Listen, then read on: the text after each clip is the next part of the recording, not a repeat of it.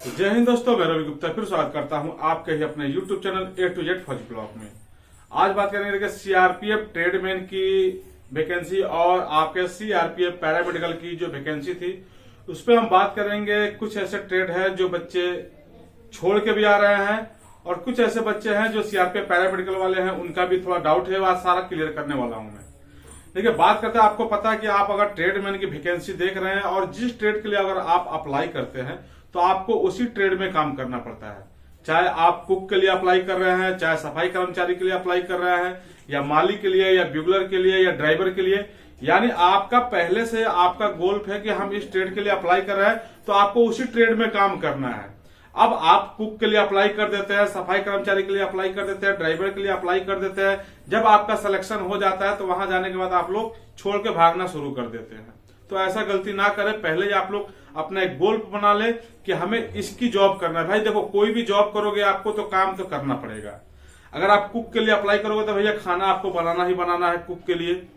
अगर सफाई कर्मचारी के लिए आप अप्लाई किए हैं, सफाई कर्मचारी में भर्ती होते तो आपको सफाई कर्मचारी का काम करना ही पड़ेगा, झाड़ू लगाना ही पड़ेगा, जो भी काम है सफाई कर्मचारी करना पड़ेगा। ड्राइवर के लिए करते हैं तो आपको गाड़ी चलाना ही चलाना है। अब आप सोचोगे अपने मर्जी से हम गाड़ी नहीं चलाएंगे, कुक में भर्ती हो गए हम खाना नहीं बनाएंगे, सफाई कर्मचारी में भर्ती हो गए हम सफाई नहीं करेंगे, तो फिर भर्ती होना ही नहीं है। बाकी दूसरे बच्चों को मौका दे दो। तो ऐसा गलती नहीं करना है आप लोग को। अभी थोड़ा सा क्या है कि हम स्टार्टिंग में जैसे ही हम जाते हैं ना, थोड़ा सा हमें लगता है कि हम अलग माहौल से आते हैं, हम सिविल लाइफ से आते हैं फोर्स में, ठीक है ना। फोर्स में आने के बाद हमारा माहौल अलग अलग चेंज हो जाता है और फोर्स में जाने के बाद फोर्स का माहौल अलग हो जाता है। वहां आपको काम करना ही करना है, ठीक है ना।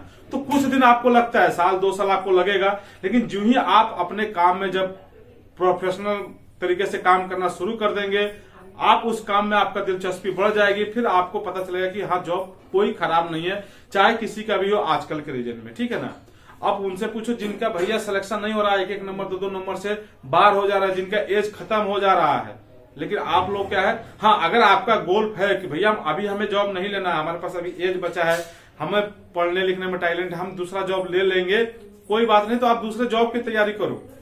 ऐसा नहीं है कि भाई आया आप कंपटीशन बढ़ाने के लिए जा रहे हो, बच्चों को उसमें आप सिलेक्शन लेके फिर वापस आ जा रहे हो, बाकी सेकंड लिस्ट भी नहीं आ रहा है आपके वजह से। अगर किसी का 1 नंबर की वजह से वो बच्चा बाहर हो गया है और आप जाके फिर छोड़ के वापस आ जाओगे तो उस बच्चे का तो गया ही गया और आप तो छोड़ के आ ही रहे हो। तो ऐसा आप लोग ना करें। जितने भी अभी सीआरपीएफ ट्रेडमैन में बच्चे गए हैं, ऐसा आप लोग नहीं करेंगे। अगर ये वीडियो देख रहे हैं तो शेयर जरूर कर दीजिएगा उन सभी के पास, ठीक है ना। आपको थोड़ा हो सकता है 1 महीने 2 महीने 6 महीने ट्रेनिंग तक तो आपको, ठीक है, 6 महीने 1 साल आपको लगेगा कि हम कहाँ आ गए, फंस गए, लेकिन जिस ही आप काम करना शुरू कर दोगे, आपने आपका जो भी ट्रेड है आपको उसी में मजा आएगा, उसी में काम करोगे। और देखो, सैलरी कहीं भी कम ज्यादा नहीं है, ठीक है ना। सैलरी आपको सबको बराबर है आपकी, जबकि 2026 में आपकी सैलरी और कुछ बढ़ने वाली है, आपको पता है 8 पे कमीशन लगने वाला है, ठीक है ना।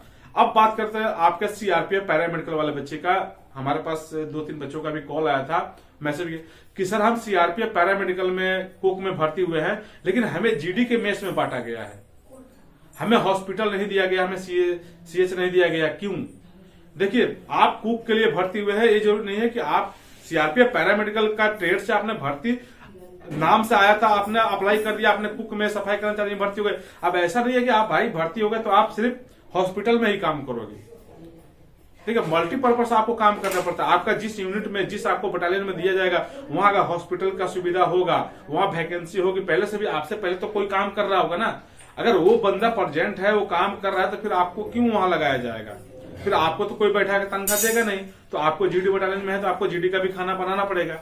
तो इसके लिए आपको परेशान नहीं होना है, हॉस्पिटल में भी आपको वही करना है, खाना ही बनाना है और वहां भी खाना ही बनाना है। तो आप अगर कुक में भर्ती है तो आप ये ना सोचे कि हम पैरामेडिकल से भर्ती हुए हैं, हम कुक से भर्ती हुए हैं तो हमें खाना नहीं बनाना। आपको खाना बनाना पड़ेगा, चाहे आप कहीं हो जाए। तो आप अपने काम से देखो, आपको कहाँ बांटा जा रहा है, आप किस मेस में काम करें, वो नहीं देखना है। आप कुक के लिए भर्ती है तो आप 100% श्योर हो कि भैया मुझे खाना बनाना है 80 आदमी 100 आदमी का। और ऐसा नहीं था कि आपको अकेले बनाना पड़ता है, ठीक है ना। आपके साथ हेल्पर भी रहते हैं, 1-2 रहते हैं, कुछ जवान भी रहते हैं, आपके साथ हेल्प कराते हैं। इसमें परेशान होने की आवश्यकता नहीं है। थोड़ा थोड़ा स्टार्टिंग में आप लोगों को परेशानी लग रही होगी, ठीक है ना। चाहे आप सीआरपीएफ पैरामेडिकल से भर्ती हो रहे हैं, चाहे सीआरपीएफ ट्रेड से भर्ती हो रहा है, तो आप अगर कुक से हैं तो भैया खाना बनाना पड़ेगा, सफाई कर्मचारी से हैं तो आपको सफाई करना पड़ेगा, माली से हैं तो आपका माली का काम करना पड़ेगा, अगर आप ब्यूगलर हैं तो आपको ब्यूगलर का काम करना पड़ेगा। साथ साथ जीडी का आप बोलोगे हम तो सिर्फ ब्यूगलर में भर्ती हो गए हैं, हम सिर्फ भ्यूपू बजाएंगे, तो भैया आप सिर्फ ब्यूगलर से भर्ती हुए लेकिन आप सिर्फ भ्यूपुल नहीं बजाओगे ना। जीडी की आप क्या है, ब्यूगलर एक जीडी की है, जब तक आपका वैकेंसी नहीं रहता है तब तक आपको जीडी की ड्यूटी करनी पड़ेगी, ठीक है ना। ड्राइवर है, आप सोचोगे हम दिन रात गाड़ी ही चलाएंगे, नहीं, ड्राइवर की भी ड्यूटियां लगती हैं, उनको भी नाइट में ड्यूटी करनी पड़ेगी, दिन में भी ड्यूटी करनी पड़ेगी, साथ में गाड़ी भी चलाना पड़ेगा। तो ये सोचे ना कि हम कहाँ आ गए, हम इस ट्रेड के लिए प्रोफेशनल थे, हमें ये काम ही करना था, तो आप लोग पहले डिसाइड कर ले, बाकी दूसरे बच्चों का सीट बर्बाद ना करें। जो बच्चे अभी नौकरी छोड़ के आ रहे हैं मैं उनके लिए खास करके ये बता रहा हूँ।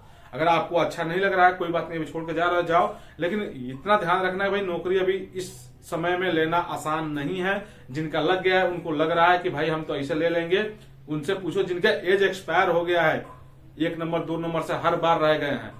तो कहने का मतलब यह है कि वीडियो को पहले से ज्यादा शेयर कर दिए। उन बच्चों के लिए खास मैं वीडियो लेकर आया था कि जो बच्चे बोले कि सर हमें बहुत काम कराया जा रहा है, तो भैया काम तो हर जगह करना पड़ेगा, चाहे आप दिन में जाकर मजदूरी करो तो 8 घंटे आपको काम करने पड़ेंगे, और वहां भी है तो आप भाई शिफ्ट भाई काम करते हो 2 घंटे 4 घंटे काम करते